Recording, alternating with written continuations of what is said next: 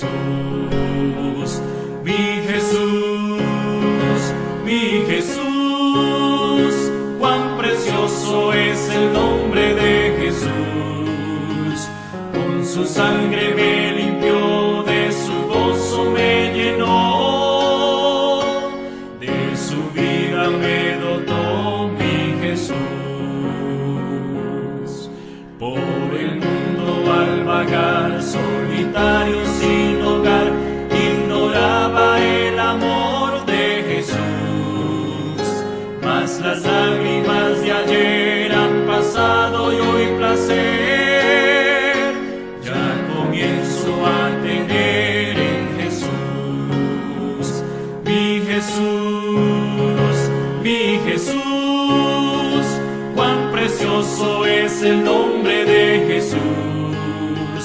Con su sangre me limpió, de su gozo me llenó, de su vida me dotó mi Jesús. De lo falso a la verdad, de lo impuro a santidad, ya me trajo la bondad de Jesús. Y hecho fuerte en la virtud de su perenne salud, himnos doy de gratitud a Jesús. Mi Jesús, mi Jesús, cuán precioso es el nombre de Jesús. Con su sangre me limpió, de su gozo me llenó, de su vida me dotó mi Jesús.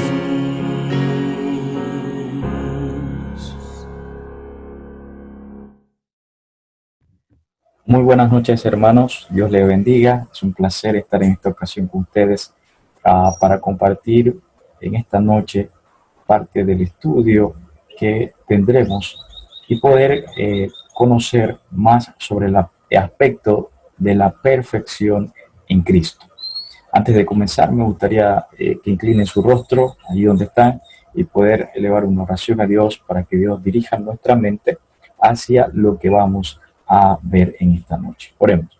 Padre nuestro que estás en los cielos, te agradecemos inmensamente, Señor, porque usted de una forma u otra, a través de todo este tiempo, ha mantenido nuestra fe en su Hijo Jesucristo.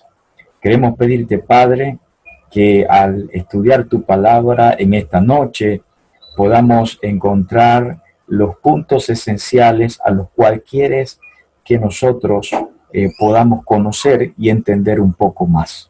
Gracias, Señor, por tu palabra y gracias porque hasta el día de hoy has sostenido a la iglesia de Villalucre de una forma u otra. En el nombre de Jesús te lo pedimos. Amén. Muy bien, quiero compartir con ustedes el tema en esta ocasión. Se titula Perfección en Cristo. Es un tema que en muchas ocasiones nosotros podemos verlo desde diferentes puntos de vista, pero el tema de la perfección en Cristo toca una serie de connotaciones que nosotros pues hemos podido conocer a través de nuestra experiencia cristiana. Hay algunos tres aspectos en los que podríamos simplificar lo que es la experiencia del creyente.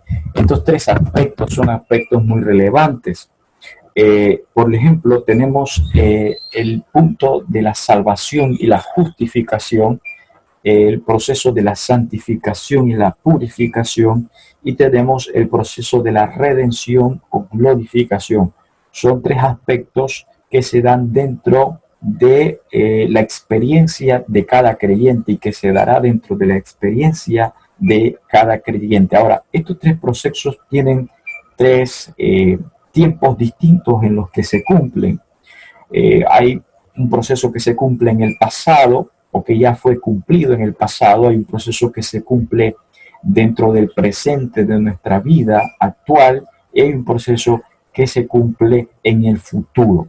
Ahora no estudiaremos estos tres procesos porque no es nuestro fin esta noche, pero durante esta ocasión tocaremos un aspecto que está dentro de la santificación y es el aspecto de la perfección en Cristo. Ahora, quiero mencionar que este tema es un tema no muy predicado dentro del cristianismo o no es muy visto. Incluso cuando se escucha la palabra perfección, en muchos lugares se tiende a tener un poco de temor por el contenido de esta palabra o por lo que esta palabra implica. Ahora vamos a tratar en esta noche de definir la palabra perfección. Y la palabra perfección tiene 4 significados. En un principio tenemos lo que es la perfección absoluta. Cuando hablamos de perfección absoluta estamos hablando de un ser o una persona que nunca se equivoca, que nunca toma una decisión incorrecta o errónea.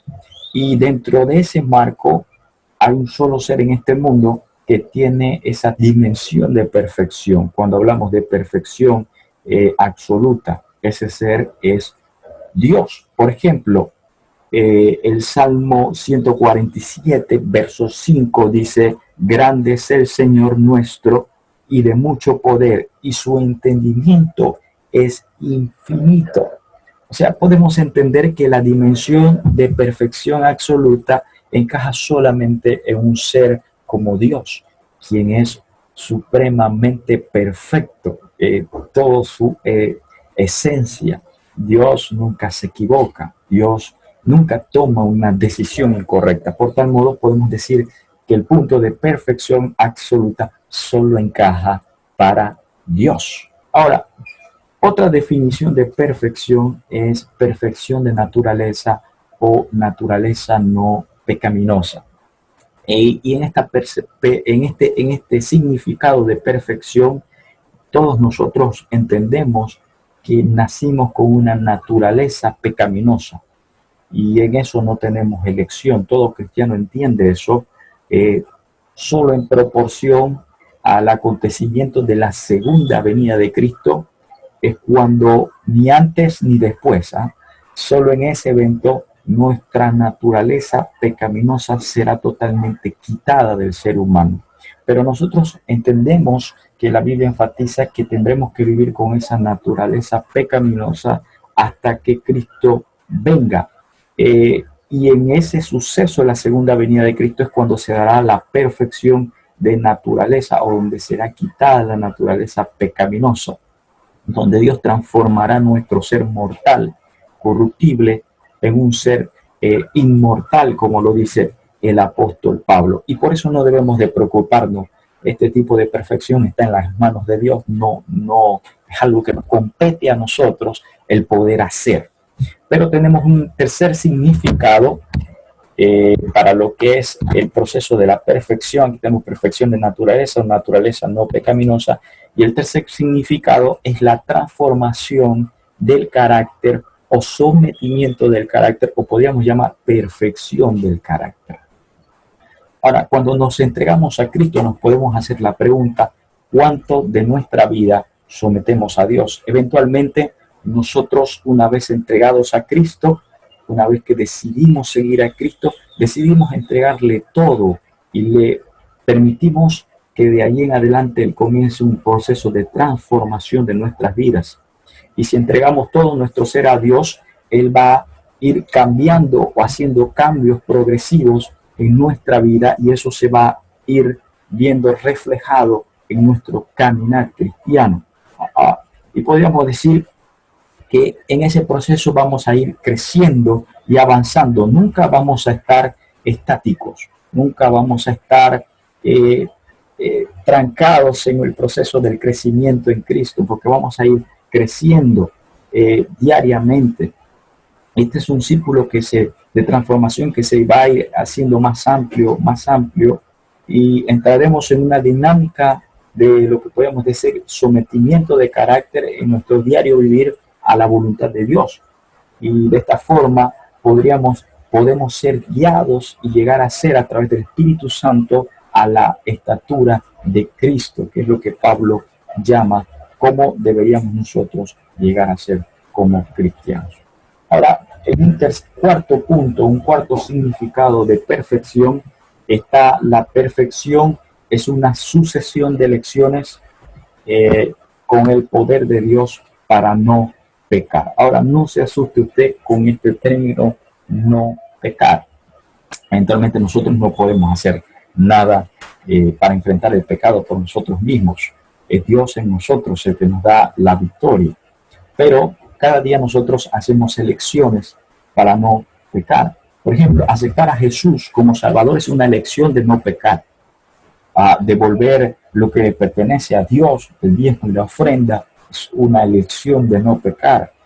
Adorar a Dios en el sábado, tal y cual como Él lo estableció, es una elección de no pecar. Entonces, en mi vista eso, nosotros hacemos elecciones a diario de no pecar. Tomamos muchas decisiones en cuanto a eso. Ahora, eso es sometimiento del carácter, que lleva a una madurez del carácter. Y la decisión humana, lo creamos o no, la decisión humana está involucrada en todo este proceso. Y es interesante recalcar y dejar eso en claro. Nosotros no tenemos, por decirlo así, el poder para dejar de pecar. Nosotros lo que podemos hacer es tomar la decisión de que Dios nos dé la fuerza y la fortaleza, y eso hablaremos un poquito ahora adelante, para dejar una vida de pecado. ¿Qué es lo que hacemos cuando nos entregamos a Cristo? Comenzamos ese proceso que se llama el proceso de la santificación, lo vimos hace un momento. Pero en estos cuatro significados podríamos hablar sobre la perfección. Ahora, yo quiero hablar un poquito de esto porque nosotros no dependemos en nada de lo que hacemos por nosotros mismos. Quiero que vayan conmigo al libro de Juan, el capítulo 8, el verso 31 y 36. Y Juan 8, 31 y 36, vamos a usar bastante la Biblia esta noche. Quiero ir rápidamente a este pasaje. Dice lo siguiente, Juan 8, 31 y 36, dice: entonces Jesús, a los judíos que habían creído en él, les dijo: si vosotros permaneciereis en mi palabra, seréis verdaderamente, dice el pasaje, mis discípulos. Verso 32, y conoceréis la verdad, y la verdad os hará libres. Ahora, dice el verso 33, les respondieron, mire la respuesta de ellos: linaje de Abraham somos, y jamás hemos sido esclavos de nadie. ¿Cómo dices tú, seréis libres? ¿Acaso esta gente era esclavo de algo? Y ahora miren lo que Jesús dice. Jesús le respondió: de cierto os digo, que todo aquel que hace pecado es esclavo del pecado. Le está diciendo, el pecado no es algo que ustedes traen adentro, el pecado es algo que ustedes practican.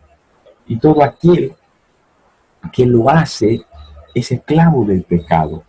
Juan 8:35 dice: y el esclavo no queda en la casa para siempre, el Hijo sí queda para siempre. Así que si el Hijo os libertare, seréis verdaderamente libres. Wow, interesante declaración. Ahora, en primera de Juan, el capítulo 3, versos 5 al 9, hay otra declaración muy interesante. De nosotros no nacen las cosas buenas. Y esto tiene que quedar claro. Toda cosa buena que hay en nosotros es porque Dios en su infinita misericordia lo ha puesto en nosotros.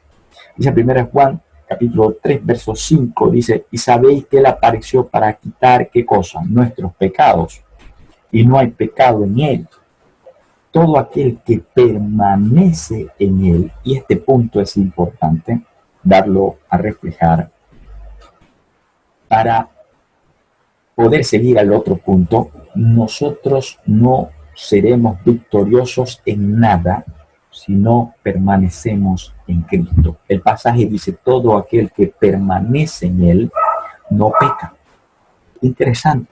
Todo aquel que peca, dice el pasaje, no le ha visto ni le ha conocido. Verso 7, hijitos, nadie os engañe, el que hace justicia es justo, como Él es justo. Y sigue diciendo, el que practica el pecado es el diablo, porque el diablo peca desde el principio. Noten ustedes que aquí la connotación del pecado no es algo que está dentro del ser humano, es algo que el ser humano practica. Ahora dice, para esto apareció el Hijo de Dios, verso 8, para deshacer las obras del diablo. Y ahora el verso 9 dice, todo aquel que es nacido de Dios no practica, dice el pasaje, el pecado, porque la simiente de Dios, ¿quién es la simiente de Dios?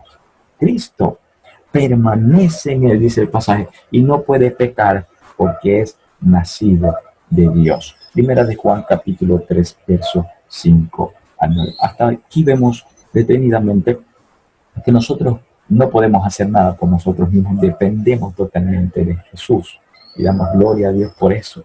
Entonces, vamos a seguir porque necesitamos definir algunas cosas que son importantes. Ahora, antes de proseguir, tenemos que centrarnos que la única definición en la que vamos a centrarnos en esta noche es la definición número 3, perfección en Cristo o perfección de carácter.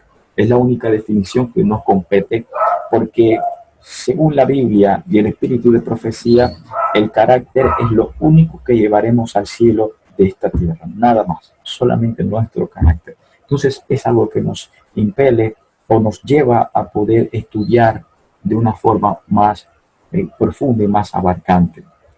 Ahora, perfección de carácter en Cristo. La pregunta esta noche es, ¿enseña realmente la Biblia la perfección de carácter? ¿Enseñará la Biblia que podemos ser perfectos de carácter en esta vida? ¿Lo enseña realmente la Biblia? Y en eso nos vamos a centrar esta noche. Ahora, hay una cita, más adelante tocaremos, pero quiero que vean este pensamiento. La forma como vivimos personalmente proyecta qué Dios está haciendo en nuestras vidas. Una vida arrepentida y justificada, dice aquí, debe vivir en plena armonía con la voluntad de Dios. La forma como vivimos personalmente proyecta qué Dios está haciendo, dice aquí, en nuestras vidas. Ahora, ¿qué Dios está haciendo en nuestra vida? Es interesante preguntarnos eso. Creencias de los Adventistas del Séptimo Día, la página 138. Esto está en el libro de estudio sobre las creencias y doctrinas adventistas. Usted lo puede buscar, lo puede estudiar. Ahí dice, en ocasión de la segunda venida de Cristo seremos transformados físicamente.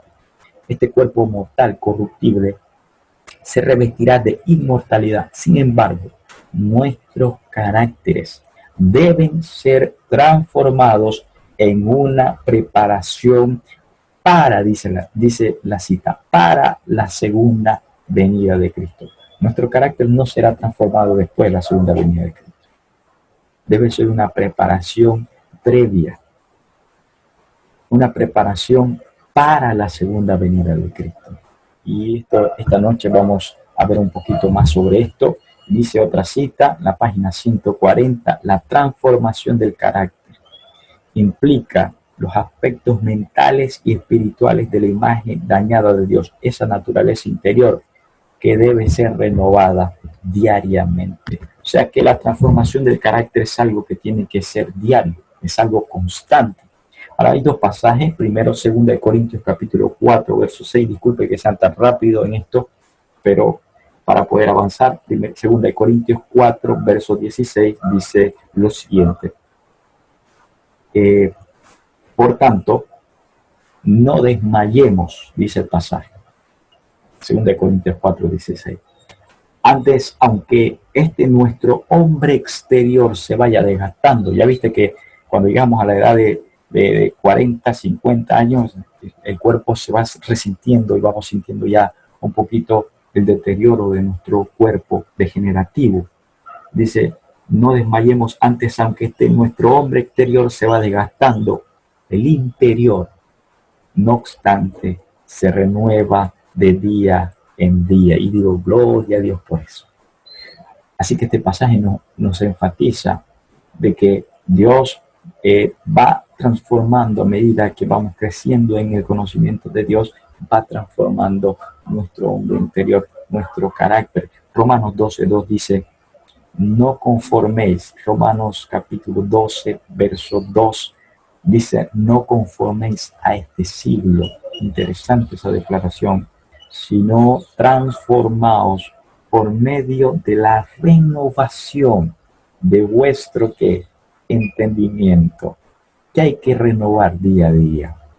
Estamos renovando día a día. ¿Cómo lo estamos haciendo?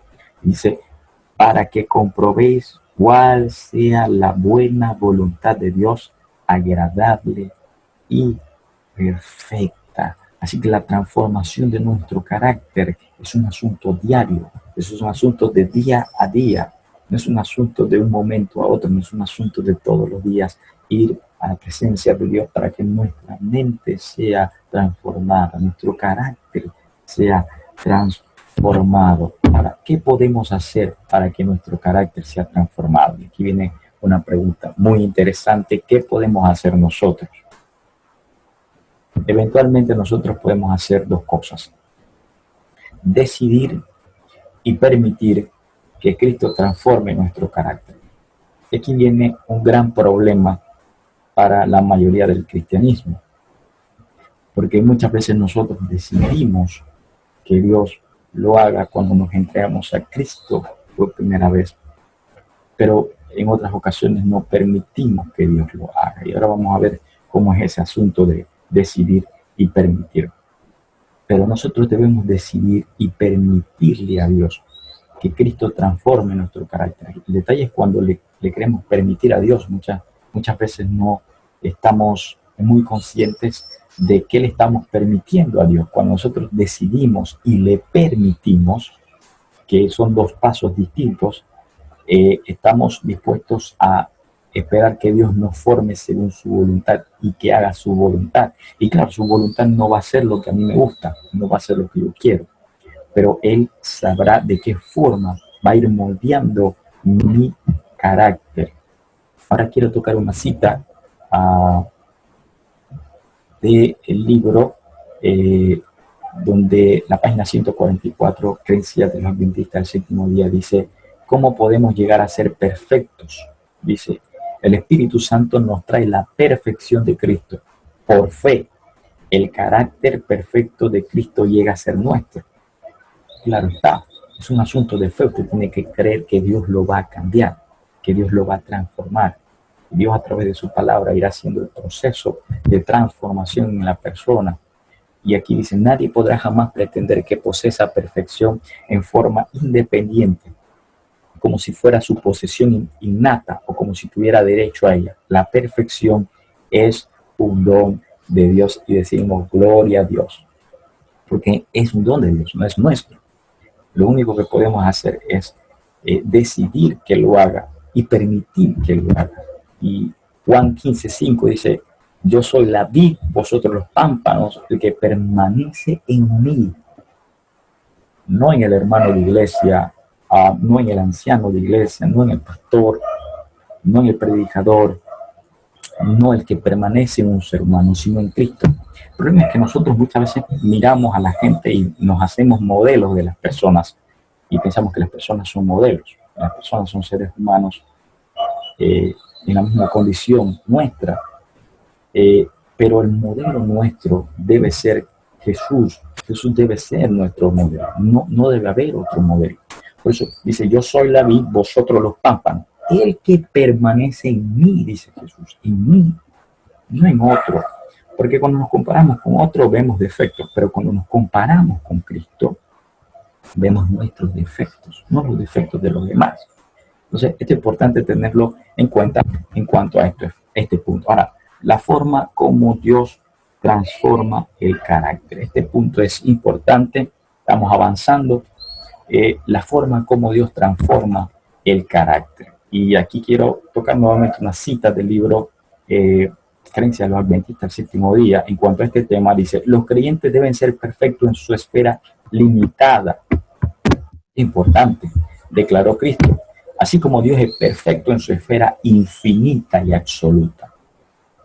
Y cita Mateo 5:48 cuando Jesús dijo, sed perfectos como vuestro Padre que está en los cielos es perfecto. Él está en una dimensión infinitamente distinta a las nuestras. Pero en base a nuestra dimensión, en lo que nosotros nos encontramos, debemos ser perfectos. Ahora, a la vista de Dios, un individuo perfecto, mira lo que dice este libro, es aquel cuyo corazón y vida se han rendido completamente a la adoración y al servicio de Dios.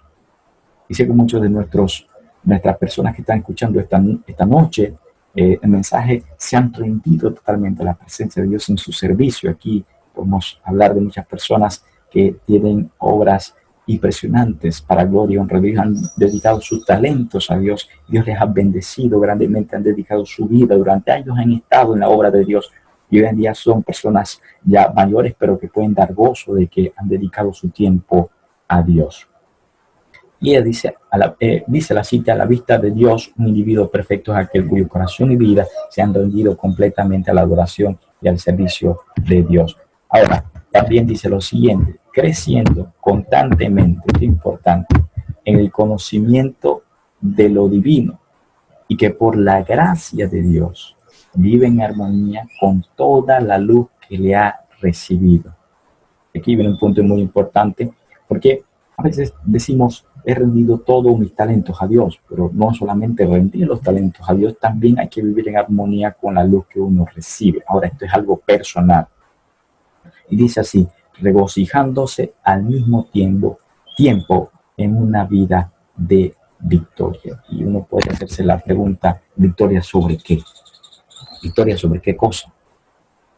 Y aquí viene a un punto muy interesante: las victorias sobre nuestras pruebas. La única forma que Dios puede moldear el carácter de una persona, tiene muchas formas, pero la forma que usualmente más usa para moldear el carácter de una persona son las pruebas. Santiago capítulo 1, verso 2 al 4 dice: hermanos míos, tened por sumo gozo cuando os halléis en diversas pruebas, sabiendo que la prueba de vuestra fe, dice Santiago, produce paciencia. Y que hay un condimento muy esencial en el carácter de aquellos que quieren tener un carácter como el de Cristo, y es la paciencia. Las pruebas producen paciencia.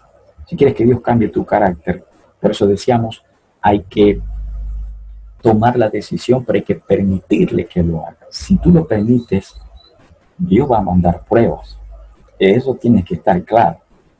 Por eso es muy importante que nosotros tengamos una mente bastante madura y saber que las pruebas son parte del cristianismo, son parte de poder crecer en Cristo y desarrollar un carácter como Él, sabiendo que la prueba de vuestra fe produce paciencia. Y las pruebas tienen que producir paciencia en el cristiano. Por eso Dios manda las pruebas. Santiago 1.4 dice: mas tenga la paciencia su obra completa. La paciencia tiene que hacer una obra en nosotros, para que seáis, aquí dice el pasaje, perfectos y cabales, sin que os falte cosa alguna.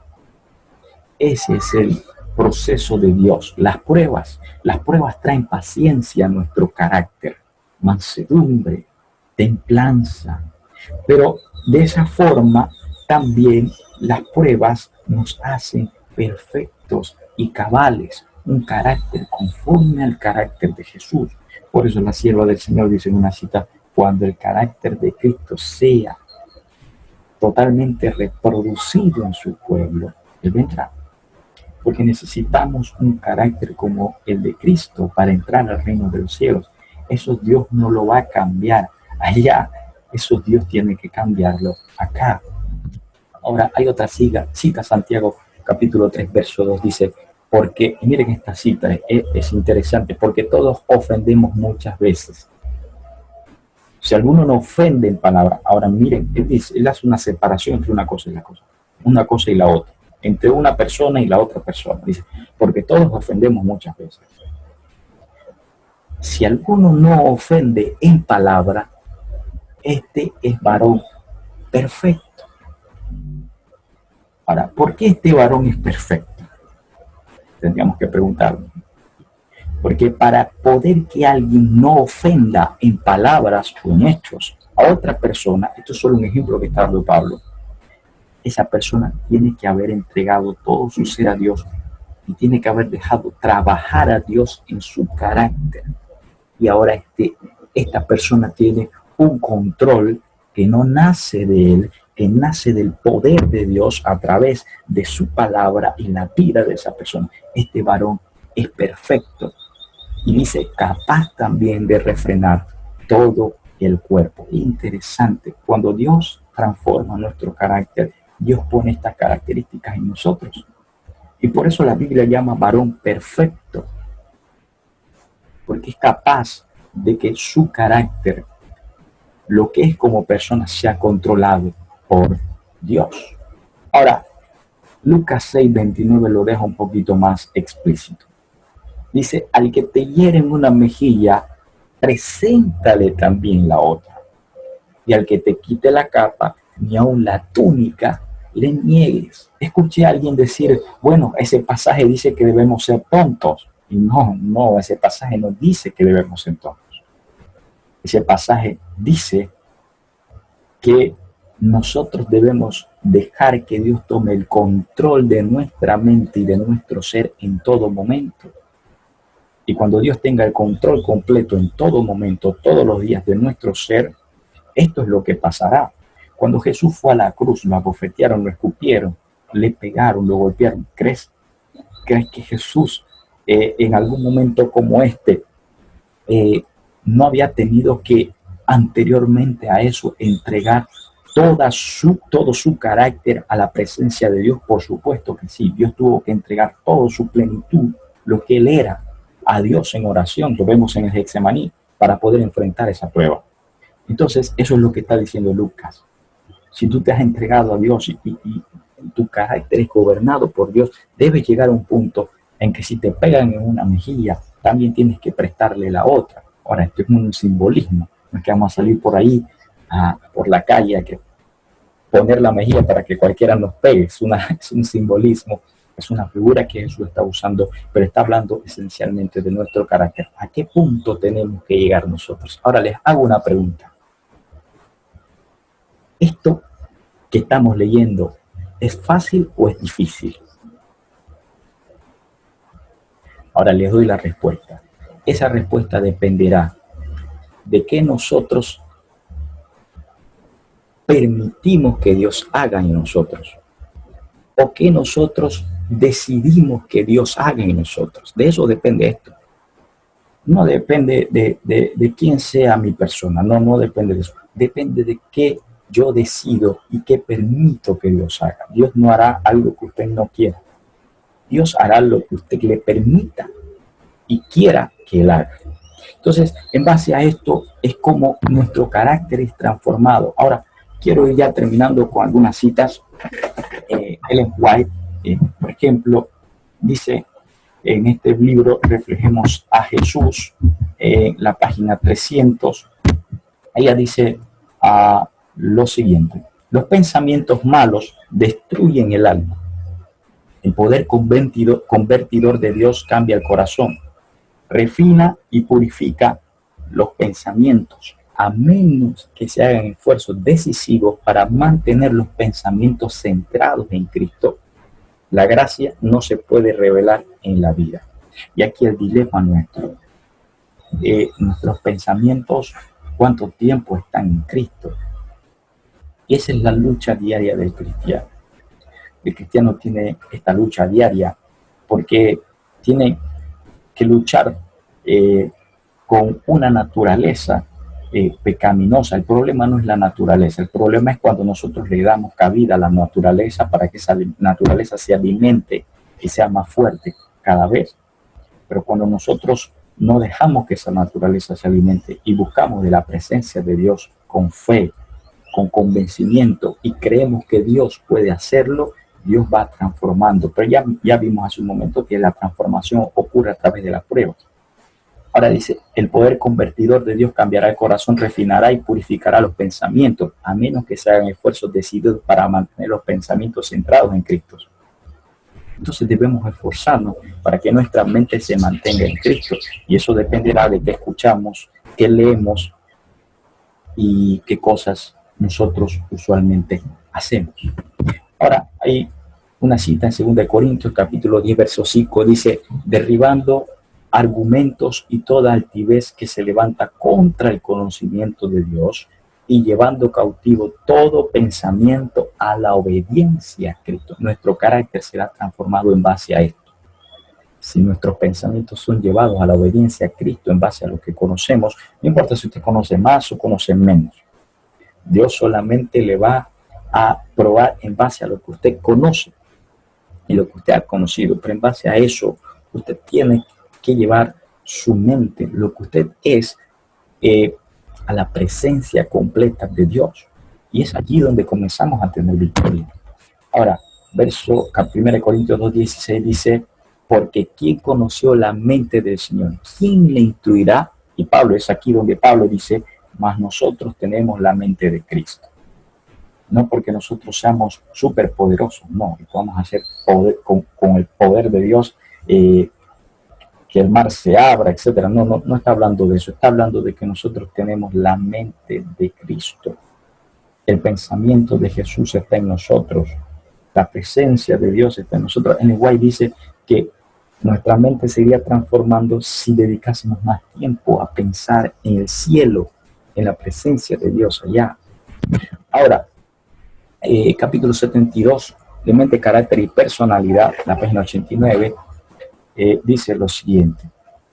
Los pensamientos, dice, forman el carácter. Dice, el hombre, ¿cuál es su pensamiento en su corazón? Tal es él. Proverbios 23:7. Muchos pensamientos, dice ella, forman la historia no escrita de un solo día y tienen mucho que ver con la formación del carácter. Y esto es interesante que meditemos durante esta noche. ¿Qué estamos haciendo con nuestros pensamientos durante el día? ¿A qué nos dedicamos durante el día? ¿En qué pensamos? ¿Cuántas veces Dios entra en nuestros pensamientos o cuántas veces Dios tiene el control de nuestros pensamientos? Otra cita, esta aparece en Creencia de la Bendita al Séptimo Día, la página 145, dice, la oración continua, la cita me fascina, es indispensable si hemos de vivir una vida santificada que sea perfecta en cada etapa de su desarrollo. Por eso el apóstol dice en 1 Tesalonicenses, el capítulo 5, orad sin cesar. Orad sin cesar. La oración continua, dice esta cita, es indispensable si hemos de vivir una vida santificada. Ahora, otra cita, testimonio para la iglesia, dice, todo acto de la vida, por poco importante que parezca, como dice la cita, todo acto de la vida ejerce su influencia en la formación del carácter. O sea, en esto está involucrado todo lo que hacemos, nuestro trabajo, nuestros estudios, nuestra profesión, nuestra familia, e incluso la iglesia. Todo acto de la vida, por poco importante que parezca, ejerce su influencia en la formación del carácter. Y esta otra cita dice, ¿cómo se muestra el carácter del cristiano? Dice, el carácter del cristiano se muestra por su vida diaria. Así todo buen árbol, dice, da buenos frutos, pero el árbol malo da frutos malos. Mateo 7:17. O sea, que esto involucra todo lo que hacemos. Y solo es con el poder de Dios que puede ser transformado nuestro carácter. Y esto implica todo lo que hacemos en la vida. Así que quiero finalizar en esta ocasión y me gustó compartir con ustedes un poco sobre el estudio de la Biblia, lo que dice Filipenses 2:12. Y es una promesa de Dios también para nosotros en esta ocasión. Dice, por tanto, amados míos, como siempre habéis obedecido, no como en mi presencia solamente, sino mucho más ahora en mi ausencia.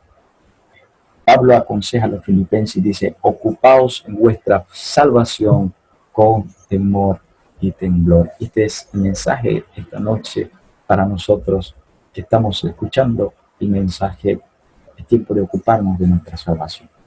Es tiempo de de centrarnos en qué Dios está haciendo en nosotros, cómo Dios quiere cambiarnos.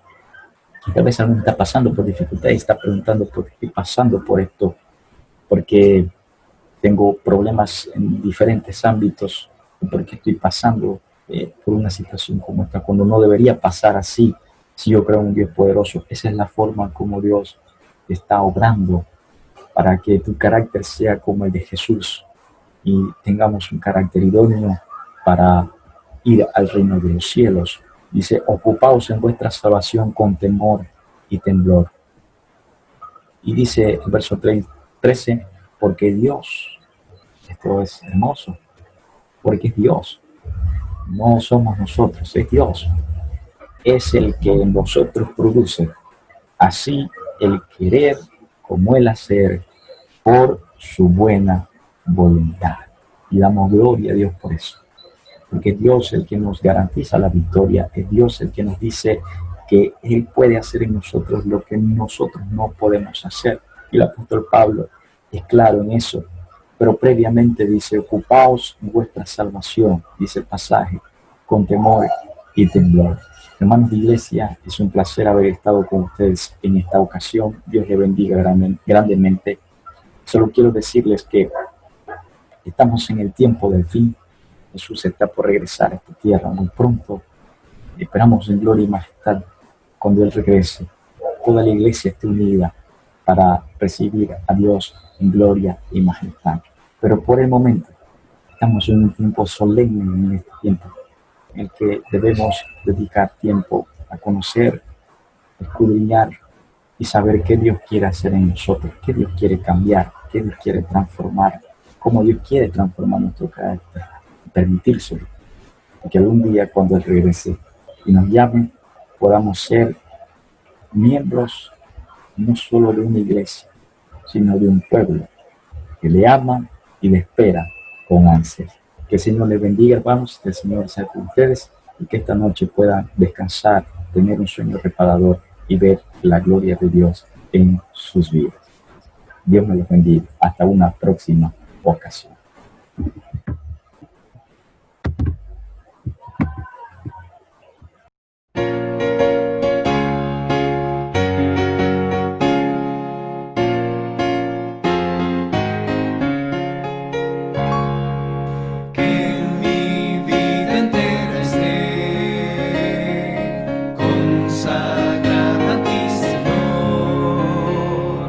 Que a mis manos pueda guiar